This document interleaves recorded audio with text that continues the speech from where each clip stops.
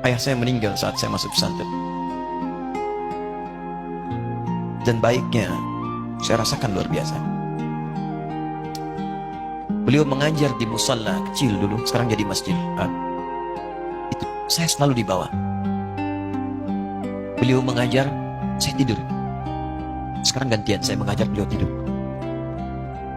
Dan kadang di pangku, gendong sampai pulang.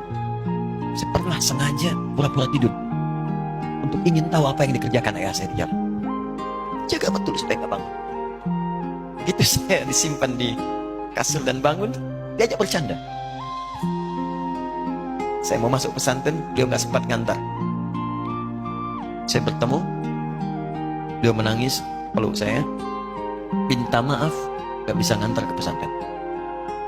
Saya belum mengerti apapun saat itu. Saya bertekad, insya Allah saya belajar dengan sungguh-sungguh. Sepekan 2 pekan saya dapat panggilan pulang. Saya tanya pada kakak saya yang ikut, sekarang ada di sini. Di mana ayah? Beliau nggak jawab. Sampai di Bandung, paman saya, yuk sekarang saya ke MUI Jawa Barat.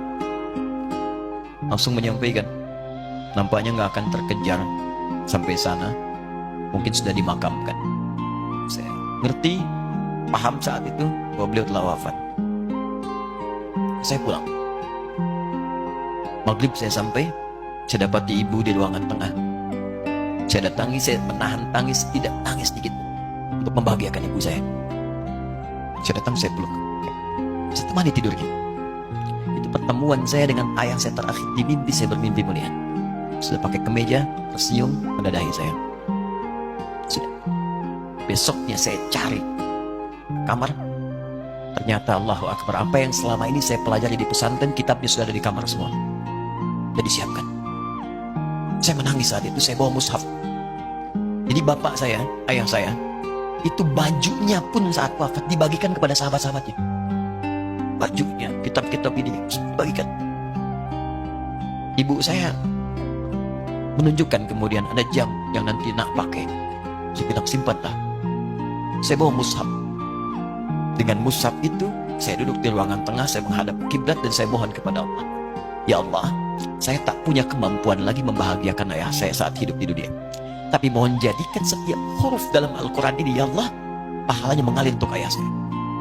Begitu saya bacakan saat itu, tak bisa saya berhenti. Dan tiba-tiba langsung masuk. Ayatnya, artinya, posisinya, nomornya. Tak pernah berhenti, masuk. Si bertekad ingin berbuat baik. Puncaknya saya sekolah. Ibu, ya Allah, saya ingin berbakti pada ibunda saya. Anda tahu apa yang terjadi?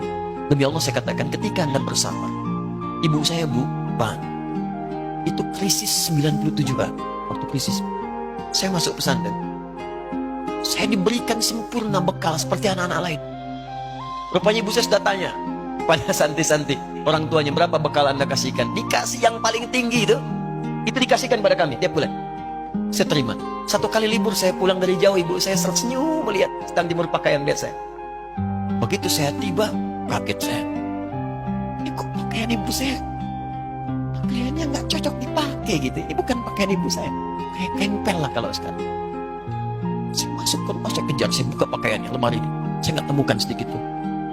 Saya kejar kakak saya. Dia sudah siapkan makan. Kak perempuan kami yang kedua. Mana pakaian ibu saya? Perhatikan jawabannya. Dia menangis saat itu. Dia bilang, mama itu telah menjual semua perhiasan dan pakaiannya untuk pendidikan kamu. Jual. Untuk kita, katanya. Jual. Dan bertahan dengan 150.000 per bulan saat krisis. Jadi rupanya ibu saya itu makan nasi sehari cuma sekali. Beliau mengajar. Di berangkat sekolah itu cuma makan pisang, minum kopi, makan nasinya malam. Saya bilang, ya Allah, saya akan ganti baju ibu saya dengan kain ihram dan saya ganting tangannya di Masjid Bang. Itu apa yang terjadi? Begitu saya kuliah di Libya, alhamdulillah, saya berangkat, saya mulai mengajar, saya serius belajar. Saat itu kemudian Allah mulai berikan jalan. Saya ingin sungguh-sungguh. Malam saya bangun, saya sholat, saya belajar, saya menghafal Quran, saya belajar riwayat Quran.